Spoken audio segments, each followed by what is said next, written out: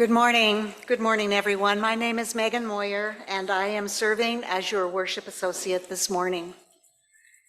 I am so pleased to introduce today's guest minister, Pastor Joshua Berg. Some of you may remember that Pastor Berg was with us a few months ago, and this is his second time with us, and we're so happy to have you with us here again today. I'm going to remind you, I'm going to go through the vital information. Pastor Berg is a native of Michigan, where he was raised in a Jewish household. He began a new career as a humanist celebrant and chaplain in 2015. And in 2018, he enrolled in Meadville Lombard Theological School and completed a Master of Divinity degree in May 2022. Following graduation, he entered preliminary fellowship with the UUA and was ordained a Unitarian Universalist minister.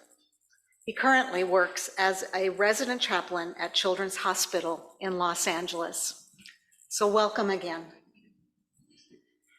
Every Sunday at Live Oak is a collaborative effort, and I want to thank those who are making today's service possible. Jim Wells doing the audio-visual wizardry, who's currently standing on a stepladder, be careful.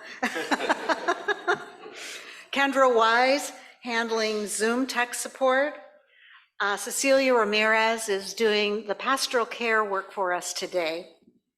Kevin Fox, our musical director, our Live Oak Choir is going to sing for us today, and many thanks to our hospitality and welcome teams. I also want to acknowledge that our Live Oak campus and the land where many of us live is part of the ancient homeland and traditional territory of the Chumash people. We pay respect to Chumash peoples past, present, and future. If this is your first or second visit to Live Oak, welcome, and welcome again, possibly. Do we have any newcomers in the sanctuary who would like to introduce themselves? Oh, well, you're not a newcomer, but please.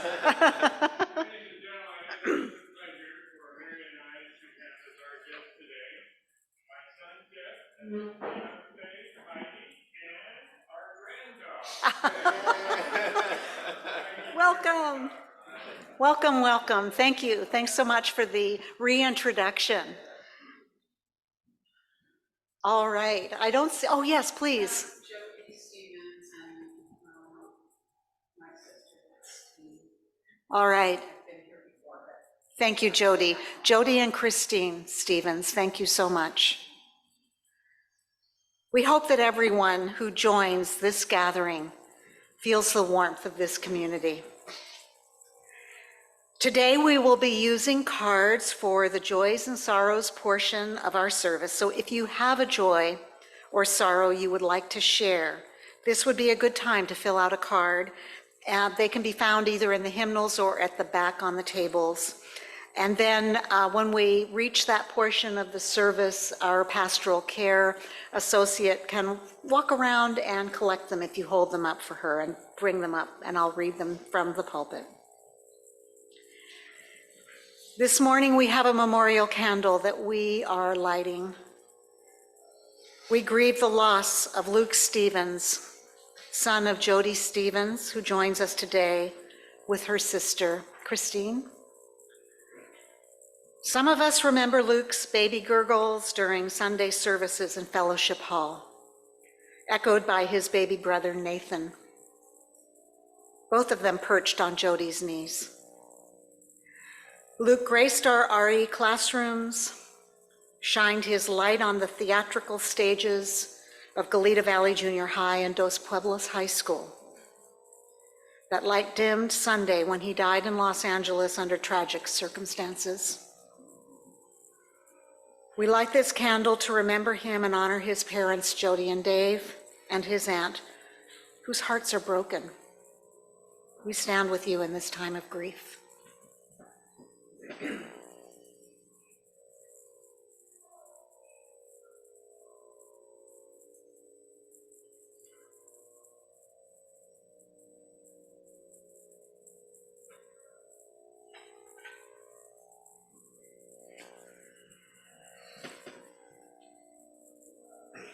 In UU congregations around the world, the lighted chalice symbolizes our faith in action. Please join me in reading the chalice lighting words that will appear on your screens.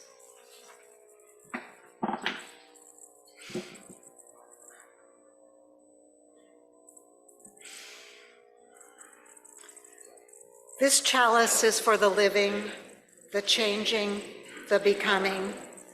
This chalice is for losing the script of your life, the chapters about who you are in other people's stories. This chalice is for the lost GPS that was supposed to show you how to get where they expected you to go. This chalice is for skipping the directions, coloring outside the lines, painting not by number, but by silence, by wild abandon, with a brush you made yourself, from light deep inside, startling, vivid, a new voice that already knows you, finally, a true story.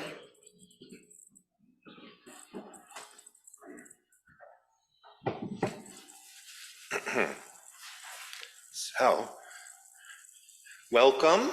Delighted to be here again. As many of you may or may not know, this today and the past 2 days were the Jewish holiday of Rosh Hashanah, the Jewish New Year. And so I'm going to do a call to worship from a Rosh Hashanah service introduction from the Congregation for Humanistic Judaism in Fairfield County, Connecticut. We assemble to the sound of the shofar, that's the ram's horn that's blown on Rosh Hashanah, to review and to reconsider our lives. Rosh Hashanah heralds an opportunity for new beginnings. Now is the time to pause and reflect, to evaluate the past year, to discard what no longer fits the person we want to be.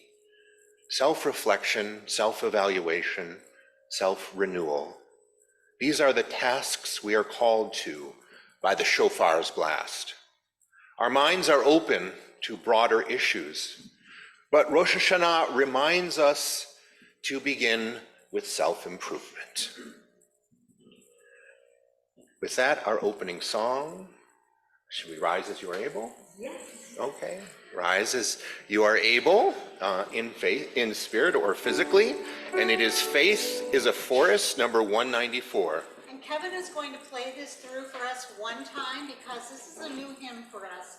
So listen to the music and then we will begin.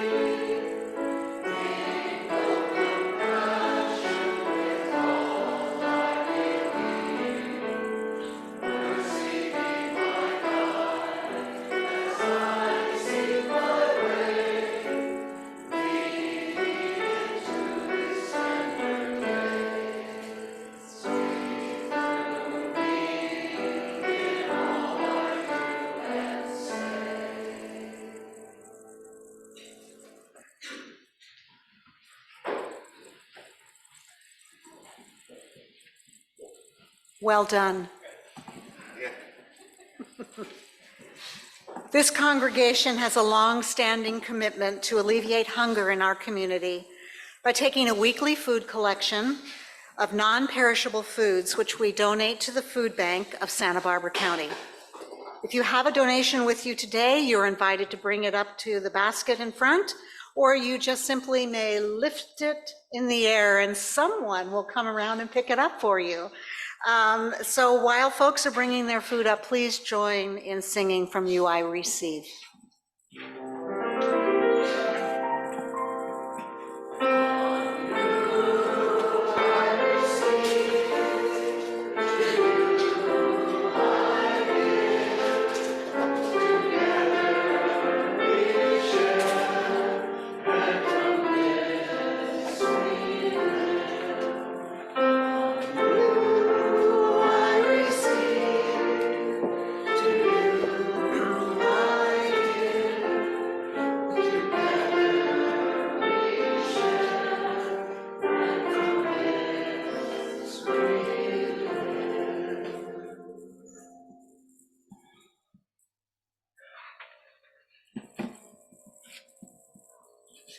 Last week, it was so lovely that we had some youngsters with us who were able to sit in the corner, but today I see we have none.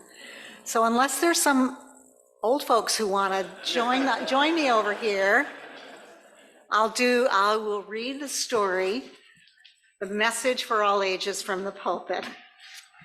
Whatever Comes Tomorrow, by Rebecca Garden Levington, and the art by Mariana Cabasa.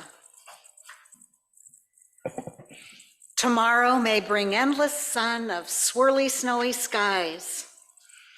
Tomorrow may bring new hellos or difficult goodbyes. Tomorrow may bring loneliness or laughter with a friend. Tomorrow may bring words that wound or ones that heal and mend. Tomorrow may bring changes that are scary, strange, or new.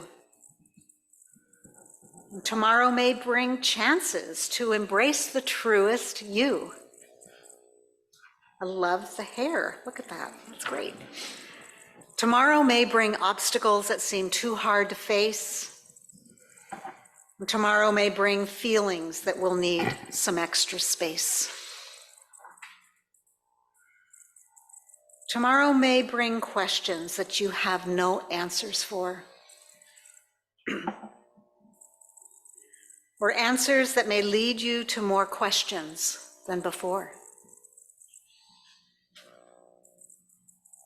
Tomorrow may bring anything you have no way to know, and sometimes that uncertainty gives worries room to grow. They sprout and bloom, consume your mind. You want to run and hide. But you've confronted fear before and reached the other side. You can't control what happens next. The what, the where, the how. The only thing in your control is you, right here, right now. You take a breath, you close your eyes, you whisper, I am strong. You tell those stories in your head, I know I can, you're wrong. And then tomorrow disappears, becoming yesterday. You'll know for sure you can endure whatever comes your way. Tomorrow may bring laughter, love, confusion, fear, or fun. An angry, rainy hurricane or peaceful seaside sun. Whatever comes tomorrow, however steep the hill, you'll find your path. You'll journey on. You'll make it through. You will.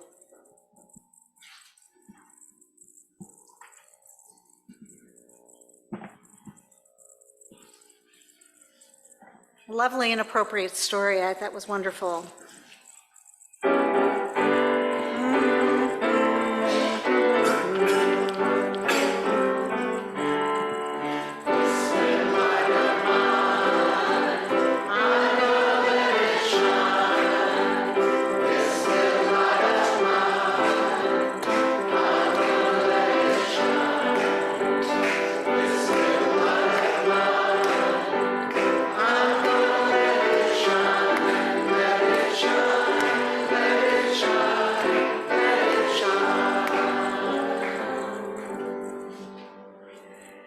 Now I'm going to invite Larry Bishop up for a half basket announcement.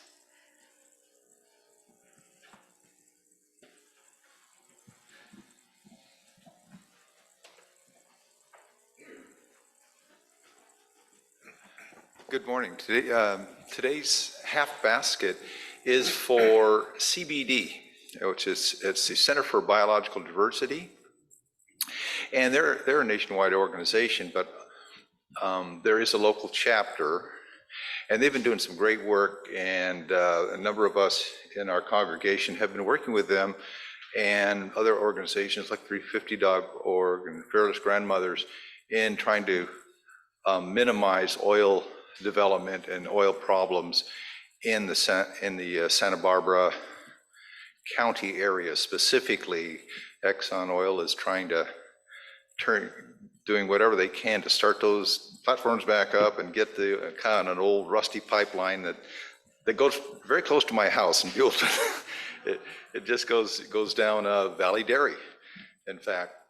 And so there's lots of weaknesses in the line, and for some reason they're not working to fix those. They're talking, well, we'll put some valves in and make the spills smaller. Anyway, so CBD's been doing a great job. They've been organizing a number of organizations here, Environmental Defense Fund, the Sierra Club, and others. And we have successfully kind of stopped further oil development specifically in there. But they do, CBD does so many things on species preservation and other things. So if you can, chip in to keep our local chapter working well. They're busy in New York today with a massive demonstration with 350.org and other people. So thank you. Just chip in what you can.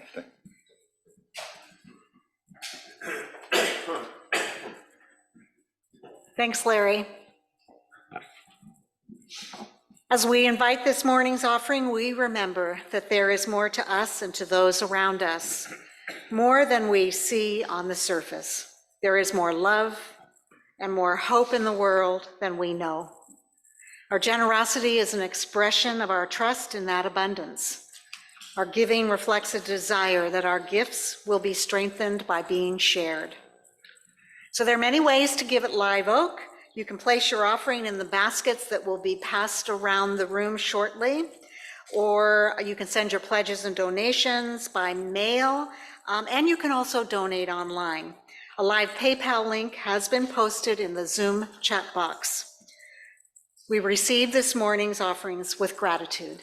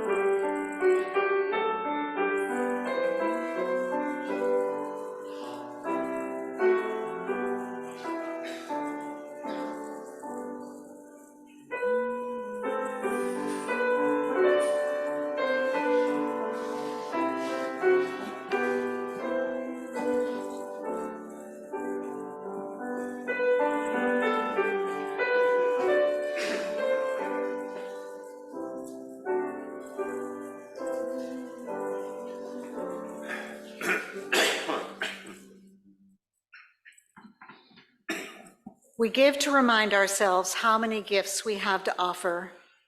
We give to remember that we are part of something bigger than ourselves. We give with the faith that together we have enough.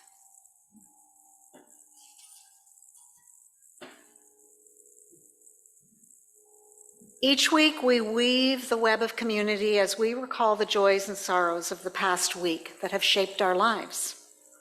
If you are on Zoom and would like to share something with the group, please type your entry in the chat feature, which I'm going to try to make sure I have access to, and I'll read them from the pulpit. If you have a card already filled out or are in the process of writing it out, please do that now, and our pastoral care associate will pick the cards up and bring them up. So a short musical interlude will happen now from Kevin as these, and then we will read the messages aloud.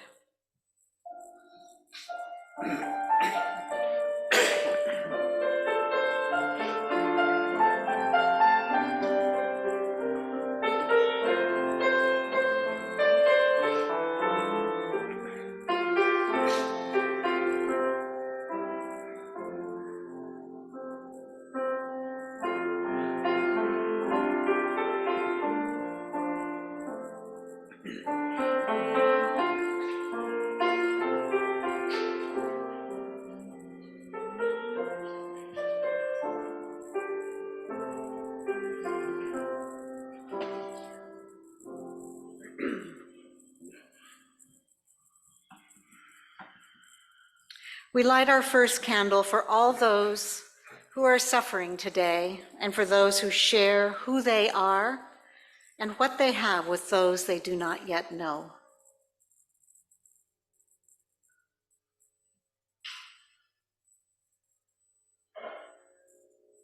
I have a card from Ron. My granddaughter, Madeline, has been accepted into the Foreign Service.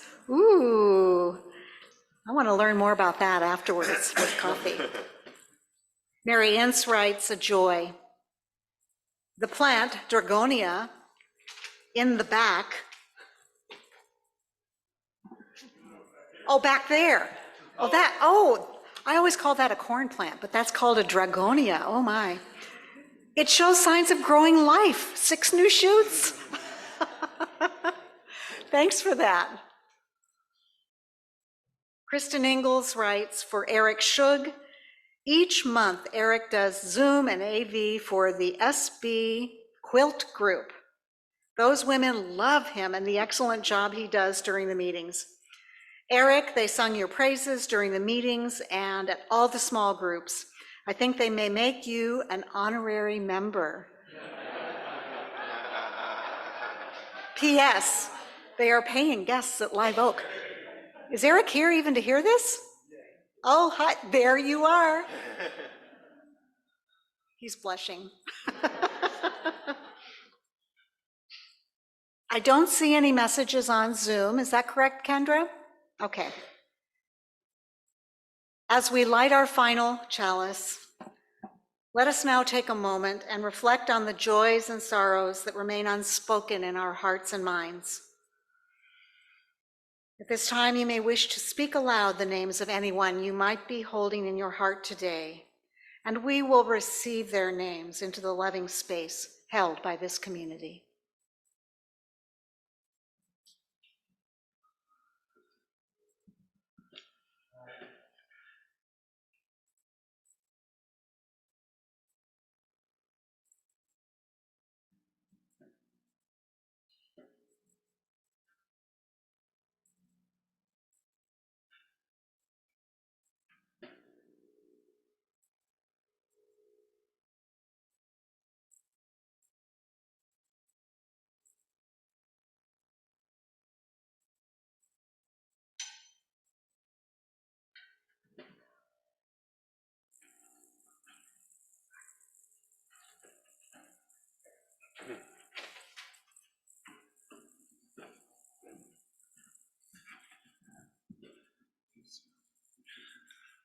This morning, we'll do a meditation that's a little bit guided. So sit comfortably in your seats, please.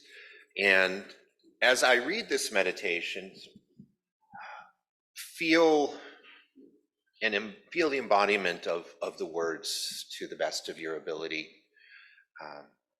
And I'll read it slowly, and there'll be some pauses in there as well for you to absorb the language into your bodies.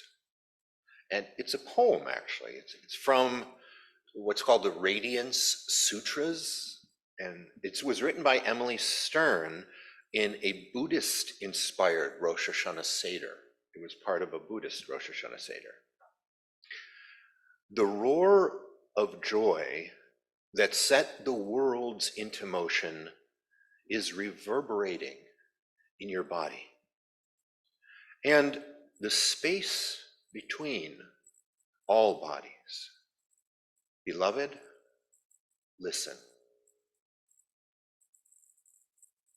Find that exuberant vibration, rising new in every moment, humming in secret places, resounding through the channels of delight.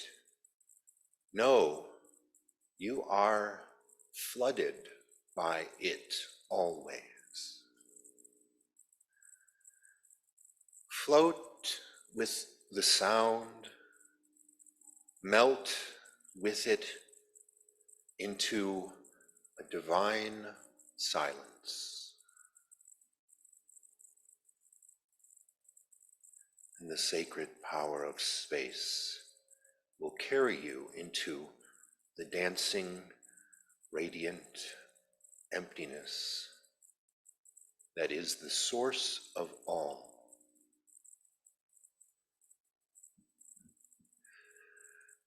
The ocean of sound is inviting you into its spacious embrace, calling you home.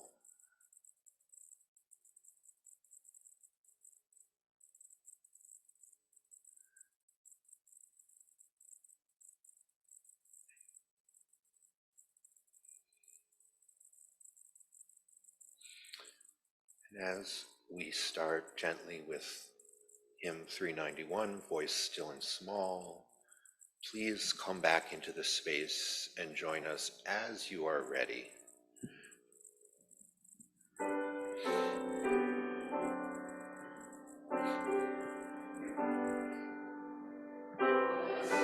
And small inside all, I hear one call, singing.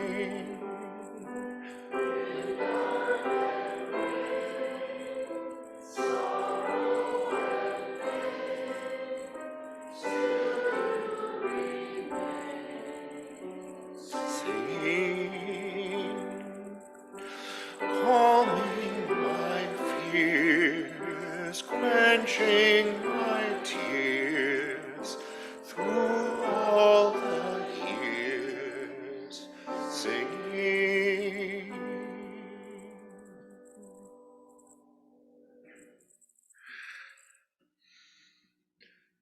So today's talk is about a story that's read every Rosh Hashanah. And it's a difficult story. It's a difficult story that challenges me and that probably challenges many of you. So I ask for your grace in staying with me as you can and as you will. And I ask you to take care of yourselves also as you need, please. So the call to worship today that I read was an invitation. It was an invitation to continue a quest that I have been on personally since becoming a Unitarian Universalist, to investigate my Jewish cultural heritage, one which, for all intents and purposes, before I started Meadville, I rejected. Not culturally, but the faith practice. So I ask for your indulgence in hopes that you might be able to relate to this journey I've had of introspection and that I continue upon, and self-discovery, and hopefully you as well might be inspired by the spirit of the new year, of the Rosh Hashanah, to embark upon one of these journeys of your own if you haven't already started.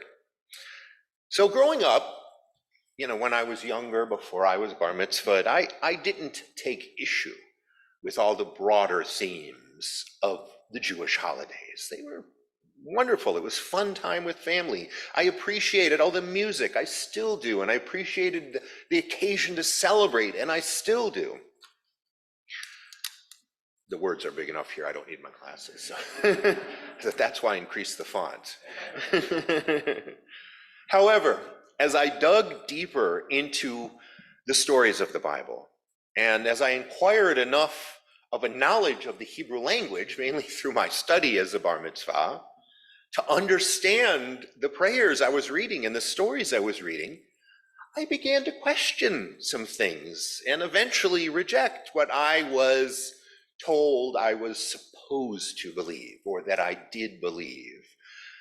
And this led at first to a resentment toward my very cultural heritage out of an extreme guilt that I thought I was being made to feel because I had contrarian thoughts and feelings and I was questioning. And eventually, it also led me, thankfully, at first to humanism, and then to Unitarian Universalism, which is a blessing. The greatest irony is that only now, rooted firmly as a humanist, Unitarian Universalist, am I comfortable as a Jew. Am I comfortable examining the Jewish faith of my ancestors? And I am. So one of the Bible passages, as I said, that is read every Rosh Hashanah, it's called in Hebrew the Akedah. It is Genesis chapter 22, verses 1 through 19. The God in this story tests Abraham by commanding him to sacrifice his only son, Isaac, as a burnt offering. So Abraham deceives his wife, Sarah, and he deceives his overly trusting son, Isaac. He ties him up and he takes out a knife to slay him before cremating him. But God stops Abraham. Now he's confident that Abraham truly fears him, and he provides a ram for the sacrifice to replace Isaac. He then tells Abraham that because you have obeyed me, you will be guaranteed countless descendants that will take possession of the cities of their enemies, blessing all nations with their occupation. I won't even get into the problems with that. So I read this story literally, as I did most of the story, all the stories in the Bible. And I read it as someone is held up as a righteous person by his willingness to deceive his family in order to kill his own child in sacrifice to a deity in which I did not believe, a deity that would require this extreme blind faith and fearful obedience, and then reward it by guaranteeing the violent appropriation of all others' lands by a single family lineage. This type of desire to me felt like a mindset associated with the worst egomaniacal autocrats. Maybe some come to mind.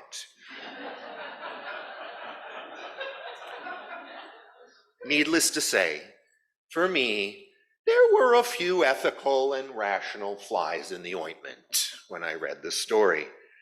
And for a while, the question I asked myself was, how can anyone possibly interpret this in a meaningful way?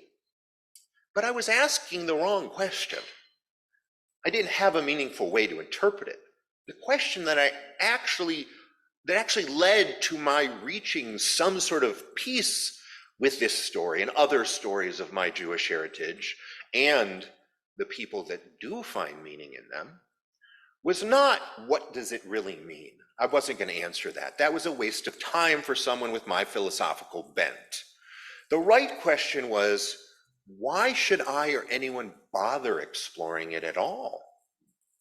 And answering that question is what truly reoriented my thinking away from the criticism and even the derision of anyone who believed these man-written stories in sacred texts, and reoriented me toward a deference for others' ways of meaning making, how others make meaning, and into a deeper relationship with those people whose spiritual perspective just happens to be very dissimilar to my own. So why bother? Well, first, my ancestors, many of my living relatives, many people I know and love, are enriched by stories such as this. So if I believe, and I know I'm descended from sensible, intelligent, thoughtful, and compassionate people, how can I dismiss them as ridiculous for finding meaning in something that I don't find meaning within? In fact, would it not be my obligation to then explore how they might interpret such a story?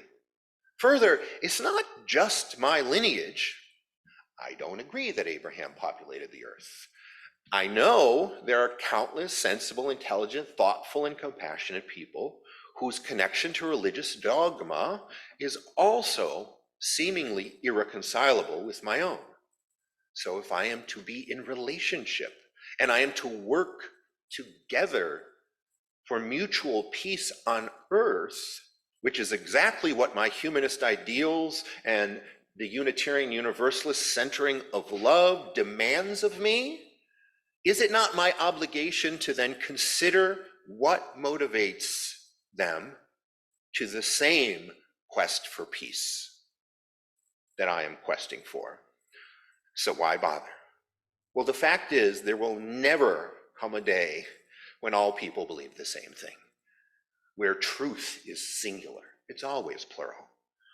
Were I to live as if the world would be a better place only if everyone thinks like me, would I not then be the fanatic I deride? And I know it's hard to believe because I'm a minister, but I'm not always right. It's true, as my wife often tells me. There is one more very important reason I feel the need to understand the rationale behind meaningful connection to biblical faith. And it's a tough one. It is because so many people, especially people in power, use, or I should say misuse, religious allegory, misinterpret it in a way that is very manipulative, that is very self-serving, and that is often very deleterious, very dangerous. They spin the stories. So I need to understand the stories. A prime example is the story of the binding of Isaac itself. I have seen numerous pseudo-intellectual essays online that take this story and use it to justify religious support for the anti-choice position. They claim, well, God saved Isaac. That's demonstrating his command to save children. This makes the false equivalent of a zygote, an embryo, or a fetus to a living child, which, by the way, that directly contradicts the Hebrew Bible as well. Because in the Bible it says life begins after the womb is breached. And they make this ridiculous comparison of abortion to child sacrifice, and they use this story to point out the prohibition of the same. They manipulate the religious meaning to threaten and to undermine the right of choice and the health and the safety of women and children, which, by the way, also directly contradicts the Bible, Exodus chapter 21, which clearly assigns more value to the life of a pregnant woman than a fetus. That's a biblical chapter.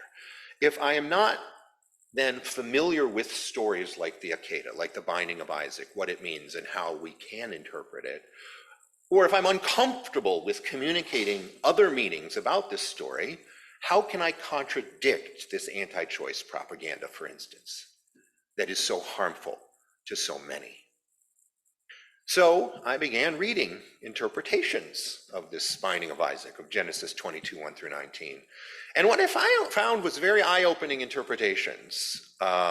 First of all, historically, which is the lens through which I often think about biblical narrative, I found out that child sacrifice was actual practice in areas of the Fertile Crescent during the time of the writing of certain biblical texts.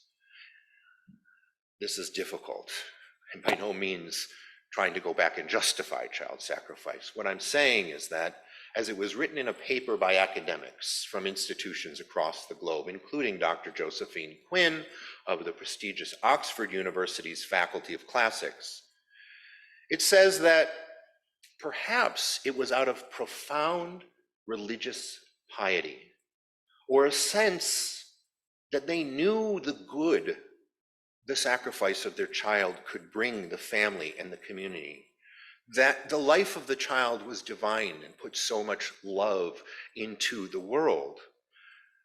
And they felt that as a sacrifice, as a whole, the whole outweighed the life of the child, the sacrifice of the child. Now, let me state something that we have to remember: the high level of mortality amongst children this time.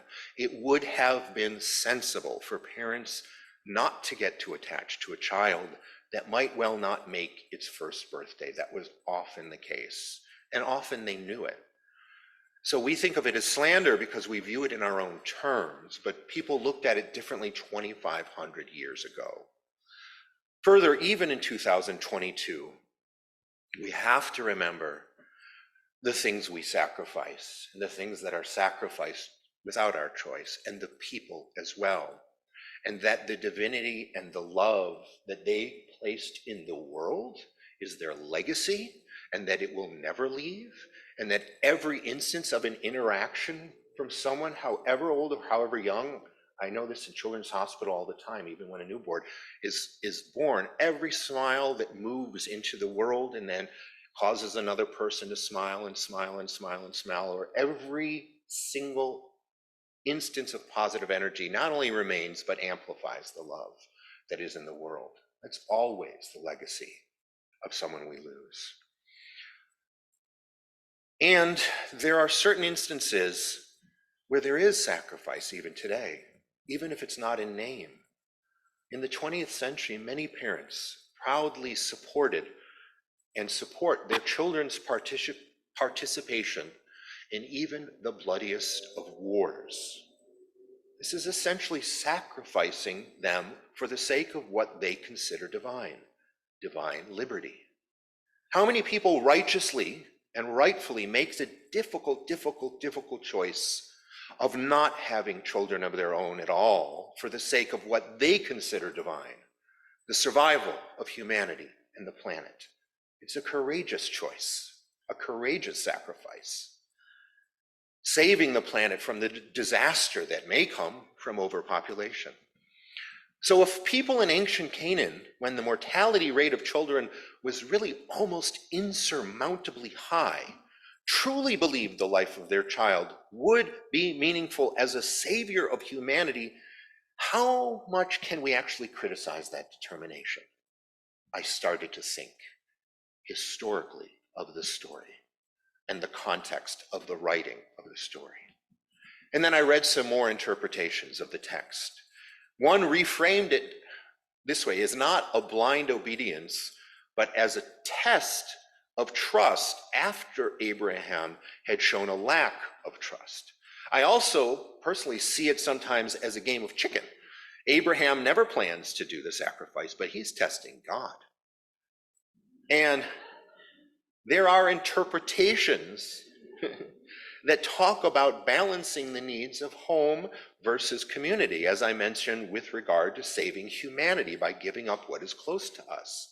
So some interpretations talked about negotiating dual commitments to humanity and to God. And others talked about the balance between autonomy and heteronomy in the covenantal relationship, where essentially there is a need to sometimes submit and sometimes challenge, which then refers to a latter piece in the same Torah portion in which Abraham actually then argues with and challenges God. When do you capitulate? When do you challenge? Some other interpretations talked about the Torah as being what they call accretively developed, where the story is rewritten constantly to make it relevant to new generations, and that the God didn't save Isaac in the original. And there's, of course, my favorite, the humanistic Jewish words. And I'll read Rabbi Peter Schweitzer, to whom he writes, "It is important to identify culturally as Jewish, but at the same time, it is okay to directly contradict parts of the Torah, the Bible, Hebrew Bible, in favor of others that make more sense to you." He writes that he, the rabbi, strives in life to become the Abraham that will reject that command, to become the Isaac that doesn't just go along for the ride and goes on then to quote the book of Psalms, which is also often read on Rosh Hashanah. And the quote is, "May the words of my mouth and the meditations of my heart and the deeds of hands be thoughtful and be caring and kind to others and to myself." So he takes it as a lesson to go another direction. So in conclusion, the purpose and certainly the result of this exploration of mine, this difficult exploration of the binding of Isaac, was not to somehow spin this story as a story I would somehow eventually look to for meaning. I'm not trying to make it into something that may or may not be meaningful for anyone. I'm still just as humanistic as when I started this exploration. I'm no closer to a belief in the God of Abraham, nor did I expect to be. However, thinking about stories like this does make me consider especially this story, makes me consider, what do I believe to be divine if it's not God? What do I believe to be divine in this world? And once I land on that idea of what I consider to be divine, what would I sacrifice for that divine? If I truly aspire to the greater good of all humanity as a humanist, and the love that is transformative and justice-oriented and revolutionary and as a Unitarian Universalist, if the natural world is divine and all-powerful to me as a religious naturalist, what would I sacrifice to demonstrate that I trust and respect those things that are my God? Now, I would never give up a child. But what about my privilege? Could I sacrifice that for the divine? What about my comfort? Would I sacrifice that for the divine? My safety in taking on challenges that would put me or my family possibly in peril to ultimately save humankind and the planet? I cling to so many unnecessary and unacceptable things simply out of comfort and routine. And I think there are many that I could and would and do sacrifice for what I consider divine. Rosh Hashanah heralds an opportunity for new beginnings, for self-reflection, for self-evaluation, self-renewal. That's what I read at the beginning. These are the tasks we are called to by the shofar's blast. And our minds are open to broader issues, but Rosh Hashanah reminds us to begin with self-improvement. So I will accept this invitation to examine my offenses and seriously consider what indeed I would sacrifice to make meaningful reparations and change going forward.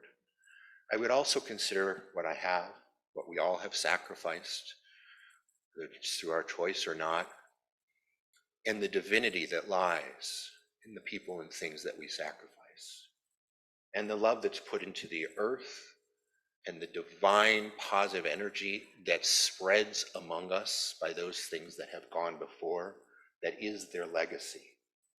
So much has been sacrificed that leaves us more blessed today, and we should be grateful.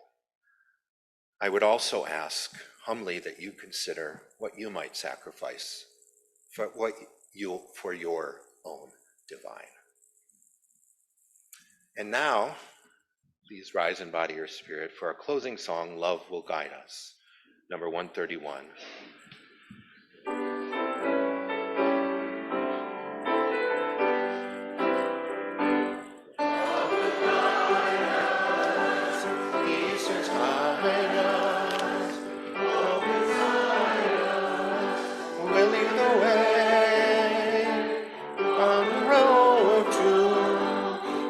To giving, love will guide us through the dark night.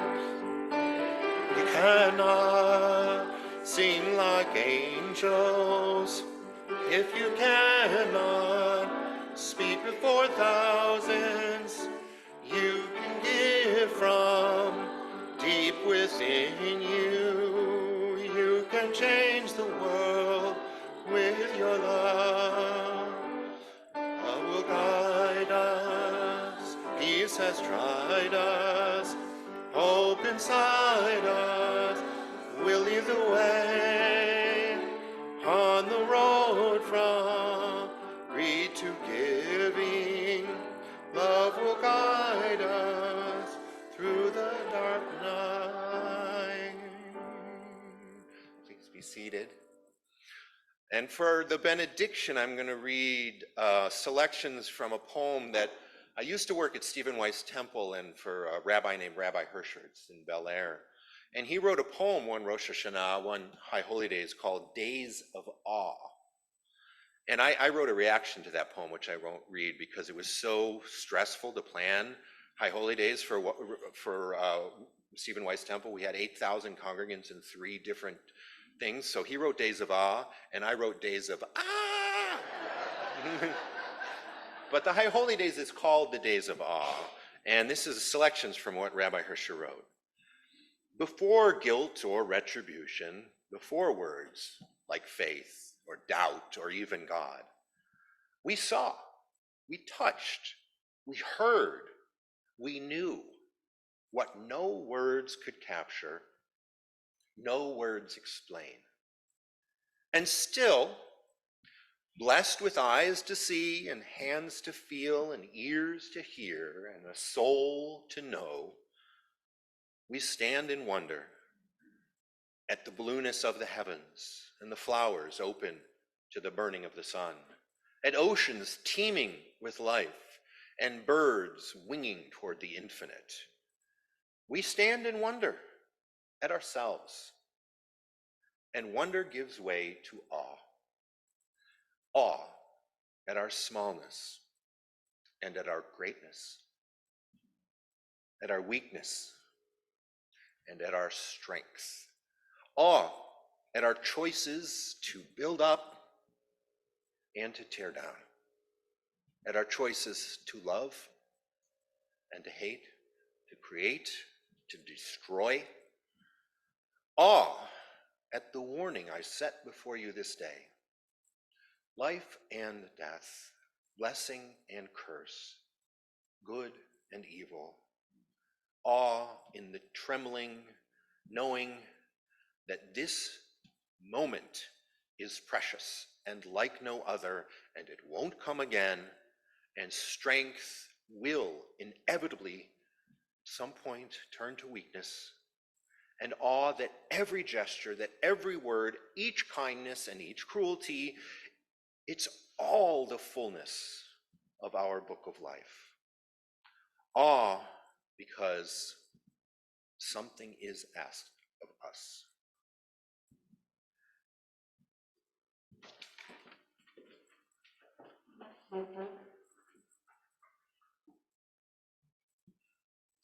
Thank you, Pastor Berg. And as we reach the end of our service, I wish to just extend an apology for misspeaking Luke's name. It's Luke Vandenberg that we are remembering today. And though we extinguish the light of our memorial chalice for Luke, we know that he will never be forgotten.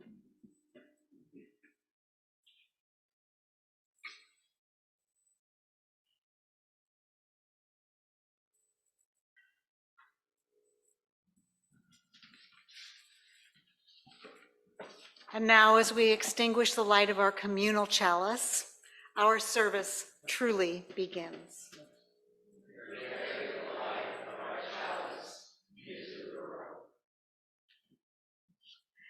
So please remain seated, and our choir is going to come up for a postlude.